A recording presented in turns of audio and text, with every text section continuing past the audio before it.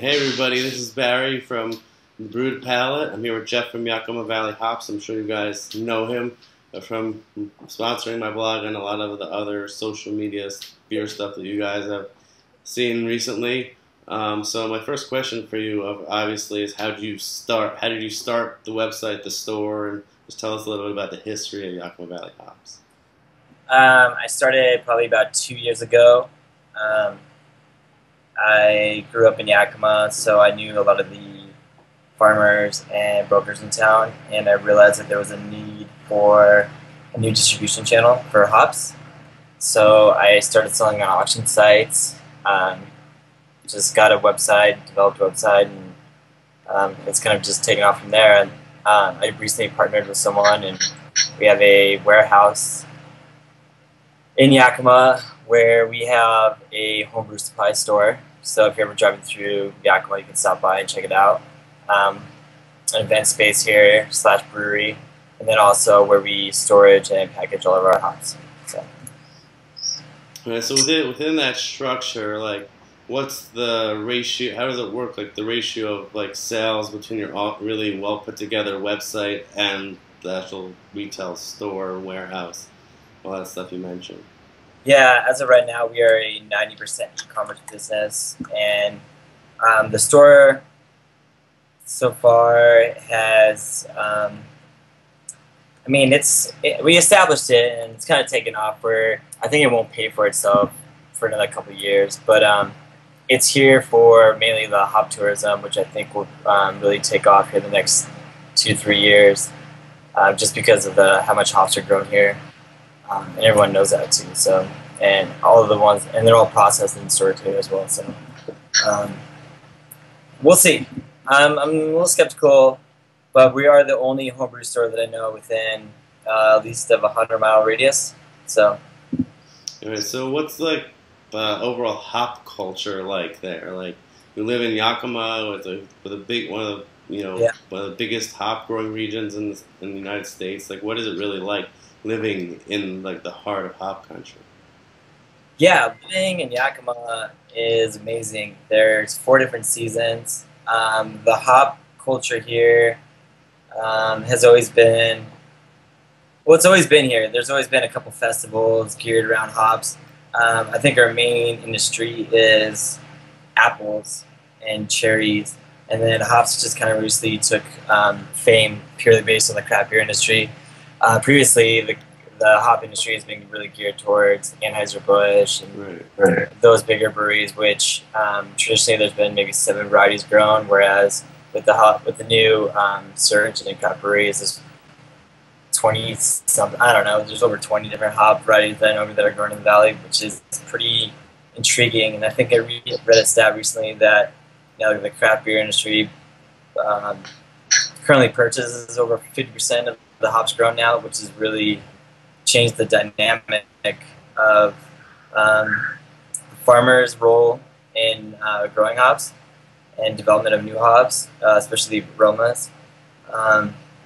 But I think as a community too, you're starting to see there wasn't really a lot of beer culture per se in Yakima, but we're seeing that there's 2 or 3 new breweries popping up, which I think is going to feed into the craft beer tourism, which we're trying to achieve here too. So it's definitely exploded, and it's definitely growing with the craft beer industry. Right.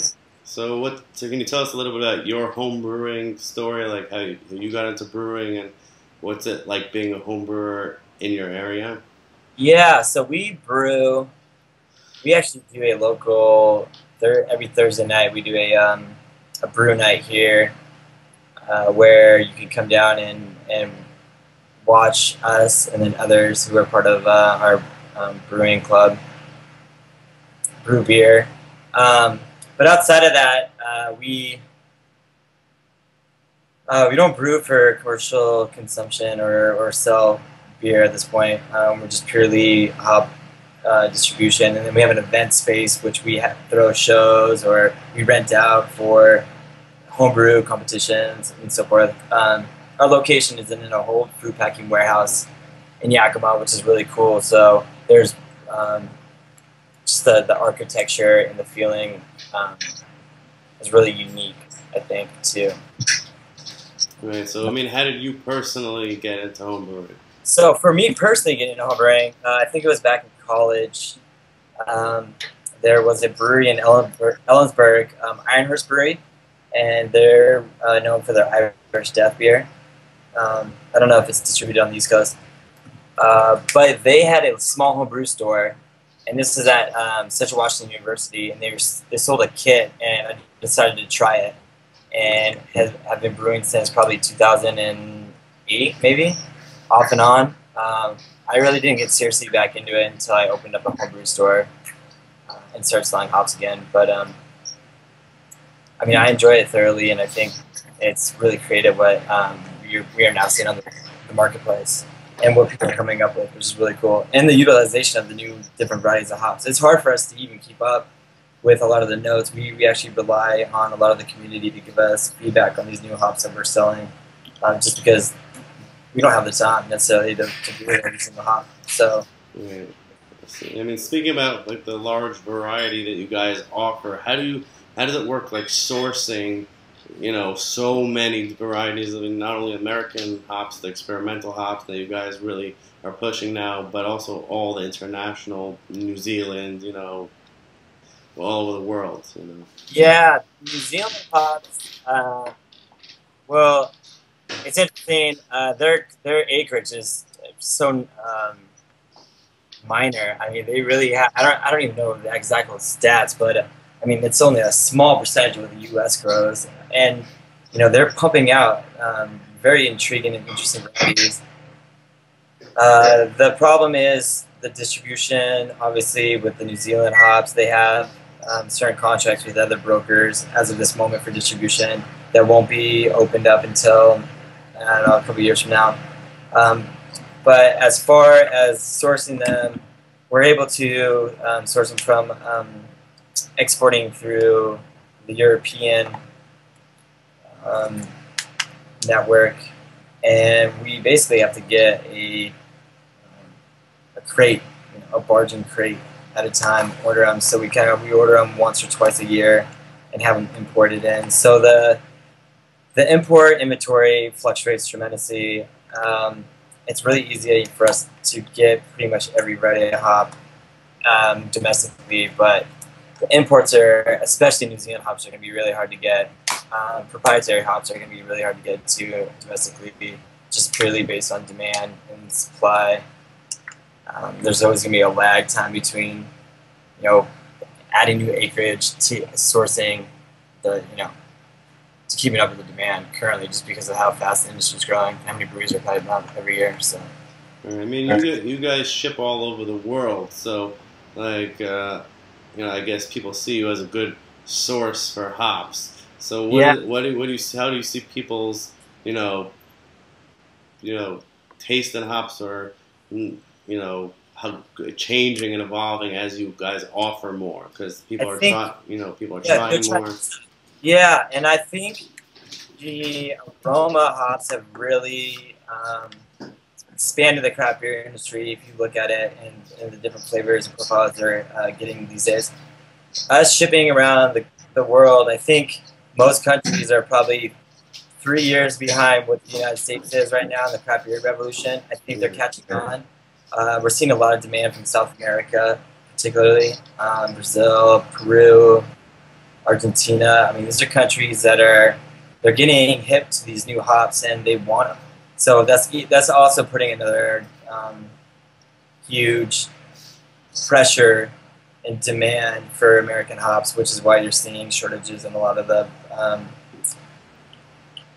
new and exciting varieties such as Citra, et cetera, et cetera. But I think that's why a lot of the home brewers, at least, it's more economical to pay for the extra shipping than it is even buy locally, or they're not even able to get a lot of the varieties. So I think it's really exciting for beer everywhere, because we'll just have to see how it turns out and see what kind of beers the international scene will have, and hopefully they'll be able to get them exported to the United States for us to try. I mean, now that you guys are, have made a reputation for stuff, like what are, I know, let's talk a little about the new packaging, new Mylar resealable bags, Yeah. because that's like one of the things you guys are like, seeing that you have made a mark on the industry, and now, Yeah. you're kind of evolving. Yeah, and thanks for bringing that up. In the beginning, when we first started, we were an upstart company. We never had seed funding at all for our company. So we've been going through a lot of growing pains, and we were using Mylar foils out of traditional vacuum bags, and we got a packing line up probably 8 months ago. And what we realized in the industry, there really isn't. There's only one person really catering to the homebrew community, going through the homebrew distribution channels. So we decided to be another person to offer an alternative product, and one of them is our Mylar foils. And as opposed to what the other competitor is using, we decided to vacuum pack because it keeps a nice seal. They inflate their bags, and which is good and bad. I mean, it's good that we do this because we can condense more into a package when we do shipping. And I mean, the only downfall that I necessarily see is placement inside maybe homebrew stores in terms of, But I think what we're going to do is add a hole so people can hang these things. But one feature that I really wanted to have is, or address the problem of when you buy in bulk, everyone needed to invest in a sealer when we're using poly bags. I know not everybody can do that, nor do they want to do that. So what we did is we found Mylar foils with zippers on them, which I will, let me see in Skype, I'm sure I'm getting this right. Okay, I will show you guys. So they're located at the top of the bag. They have a tear seal, and they have a resealable pouch, just like you would find with zipper bags or Ziploc bags in the supermarket. And so what you can do is push the air out, make sure there's no residual air in your bags as much as possible, reseal them, store these back in the freezer, and these should be good to last for up to 2 years. Yeah, that was my question, because usually, like, with the bags, I haven't gotten any of the new bags yet, but I guess I'll, once you send me a next batch of hops, they'll be in the new bags. But, wouldn't it be a concern for like us who are used to just re-vacuum sealing the bags? Like, is it really a good enough seal when you push out the excess air and just reclose it? I mean, it's just, yeah, and it's just the same as if you were doing that with your food back at home. Pushing out the air and sealing chicken or whatever fish back in your freezer and preserving it for the next few months. Pellets obviously last longer than food products, but there is also, just because we went to the Mylars, it doesn't mean that you can't reseal these with a traditional vacuum sealer that you have at your house, even if you best of one. There are hacks that you can YouTube, which you should probably include a link, which will show you how to reseal these as well if you're really interested in doing that. Or you can just redump these back in a poly bag and reseal them yourself. I mean, there's a multitude of ways of how you can store hops.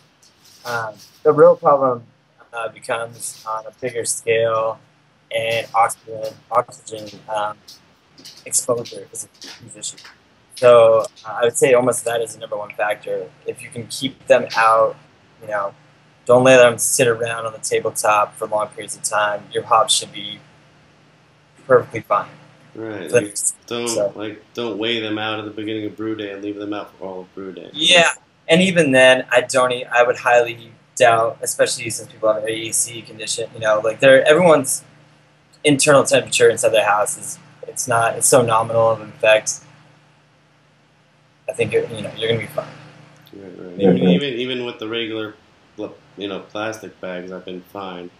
Yeah. Resealing it, it still smells fresh the next time I open it. And I would say leaf, unpelletized products, leaf, and then it's a little more sensitive to those environmental factors.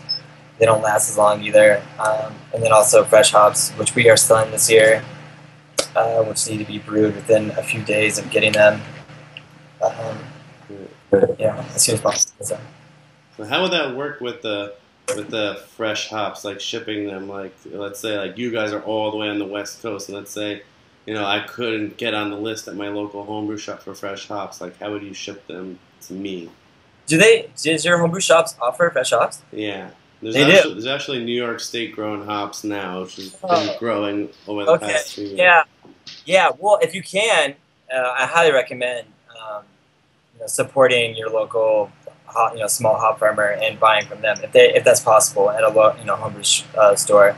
They're not going to be able to have all the varieties of hops, obviously, but if you can do that, I'm all about supporting local stuff. So and it'll be way more fresh than us shipping it 2 day. We try to do everything 2 day. People in the East Coast are going to have to end up paying a little bit more money to get them there, but it's just one of those fun and unique things to do once a year. It's just, if you really want to do it, you're gonna have to spend the money. But if not, the traditional, conventional hop pellets after they're dried in the kiln, it's perfectly fine. Right. I mean, I'm just this summer I'm working on, on starting to keg my beer. So maybe I'm just trying to see if a fresh hop ale would be an option now. And that's a really cool thing too. Every year, I should have mentioned that we're talking about fresh hops. Is that Yakima has the Fresh Hop Ale Festival, which I think New York Times might have. I think they rated it one of the top 10 beer festivals in the United States. There's over 20-something breweries that come out that have fresh hop IPAs, and there's a whole competition, and they have all their beers available for script. If anyone's interested, I highly suggest checking out that festival. And so you guys have like gotten involved a lot, in the social media, by sponsoring blogs or YouTube channels here and there. So, what role has the YouTube or beer blogging, social media, played a role in the growth? Yeah, I think social media has been tremendously helpful in terms of our growth. I think it's a very powerful tool, and for not only for us as the producer and seller of goods, but also for the consumers and sharing information, especially homebrew forums. I think a lot of these forums have provided a lot of information for people to start homebrewing or getting ideas for different recipes, and realizing that it's not as daunting a process as it may seem at first. And then also just producing really quality beers, no matter what level you're starting at, whether you're a home brewer or a craft brewer. It's expanding the community. I mean, we're nothing without the community, really. And social media is just a really good outlet for us to gather, because of the just how hops are. There's only a finite amount per year. It's really helpful to, spread the news of what you have available, what's left. We were able to resource more stuff in, give updates in terms of the progress of hops that are growing right now, which everyone loves to see. I mean, it's so invaluable, and it's great. We live in a really amazing era.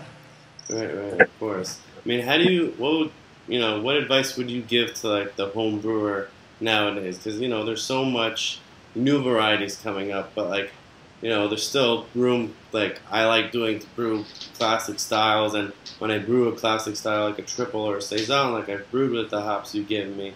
Right. How do you like navigate as a home brewer, like choosing how often to use the new stuff and how often to really make sure you're still incorporating the the classics? Well, and that's an interesting thing is, if hops are grown based on demand, these varieties are grown based on demand. Some of these varieties they get released and they don't get a lot of attention, and so it doesn't make sense to grow them anymore. So we will see in the future a few varieties fall off. I think maybe Galena might be one of those. Brewer's Gold. I mean, there's a few hops out there, Millennium, that I think these are great hops. They are just a little underutilized, or they get in the shadow of Citra or Mosaic or Azaka, Eldorado. These are new hops that are getting really pushed hard marketing wise. I wouldn't necessarily as a starting home brewer, fall into just because everyone's using Citra for a certain recipe, I wouldn't necessarily always have to get that hop. I highly suggest that everyone um, go out and make their own decisions and try it. Be willing to try new hops or even the old standbys. But I think it's just I can't. That's a own personal question. You just have to whatever tickles your fancy, really. Right. Well, I just wanted to pour a beer that I brewed with your guys' hops. This is my black IPA that I brewed for the SJ Pour Challenge. Oh, nice. And that's with. Okay. So that has El Dorado and Citra and Simcoe and Amarillo. Yeah, see, those are all the really hot hops. I think I can tell you the next hot hops that are going to be is definitely going to be Equinox, Azeka, Yarlow might take off. Australia, Big Secret is coming up. That's going to be very popular. El Dorado has taken off somewhat. I think, and there should be 3 or 4 other new ones released next year. Just keep trying new things, and you'd be surprised. A lot of brewers read these posts about these new hops and to get feedback. So, and actually, we've had breweries call all the time. One source for getting a new hop and getting them some shine is from the homebrewers. So. I think homebrewers are more willing to to go out on a limb and be more adventurous with hops than a brewery can, and for multiple reasons. But just want to give one quick plug to the the SJ Pour Challenge. Who became one of the sponsors of I guess they've we as the YouTube community have really embraced Yakima Valley hops. So, what's your picture of the whole SJ Pour Challenge and also the whole YouTube scene that we've created over the past few years? Yeah, it's amazing. I've been following not only you but Lisa Q and a few others. We support a few other people too as well, and I think you guys have really helped push the community to try new things and to learn. I think a lot of people are visual learners outside of just reading. Right. So I want to always support this community. I think I use YouTube a lot, even outside of homebrewing. For all sorts of projects. So I think it's amazing. And I think it's an amazing tool in the digital age. So especially the SJ Pour Challenge, when they contacted us, I thought it was a unique concept, and I couldn't turn it down. I had to support you guys. Well, now that I won the first place in the East Coast Hub, I'm definitely looking forward to to hopefully moving forward. I'll have to rebrew if I move to the international part, but it's definitely because I had those hops available to me, like especially the El Dorado, which I threw in as my twist on the clone recipes, which I mashed together.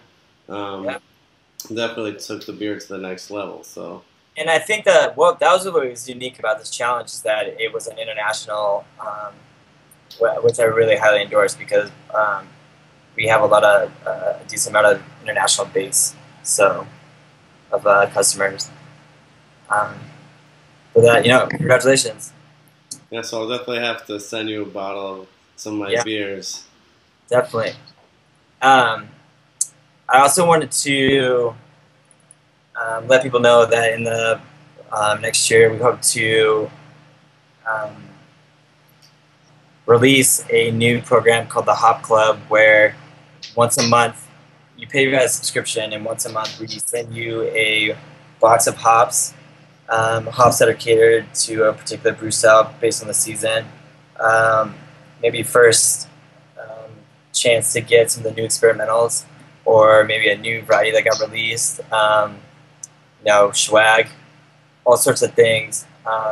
So that's something exciting to look for us in 2014 crop year. And then also we hope to carry a lot more of the varieties that people are demanding right now. We have we're sourcing a lot more Citra and a lot more Mosaic, and we're constantly looking for new hops.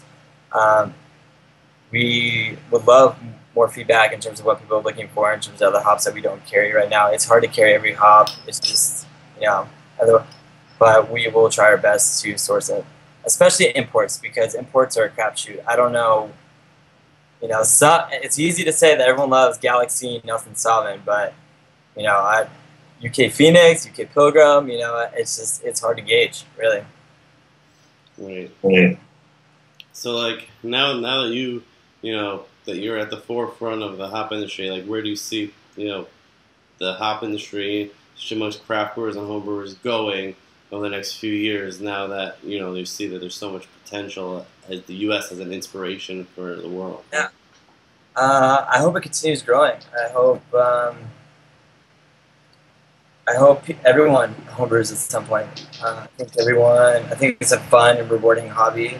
You end up with beer. I think it's a great social thing. It's amazing to see these home brew clubs come together and the camaraderie and the sharing of knowledge there. It's second to none. I hope new varieties keep popping up.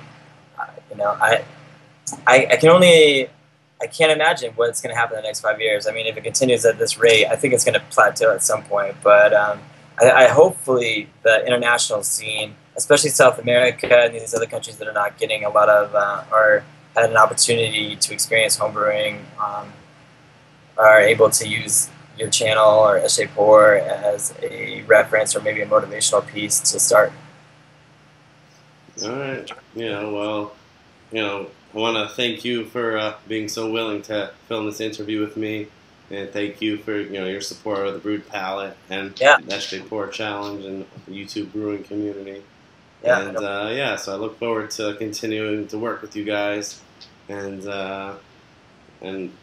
experiencing the growth of the hop industry with you as as time goes on. Yeah, totally. And thank you, sir. Cheers. Cheers.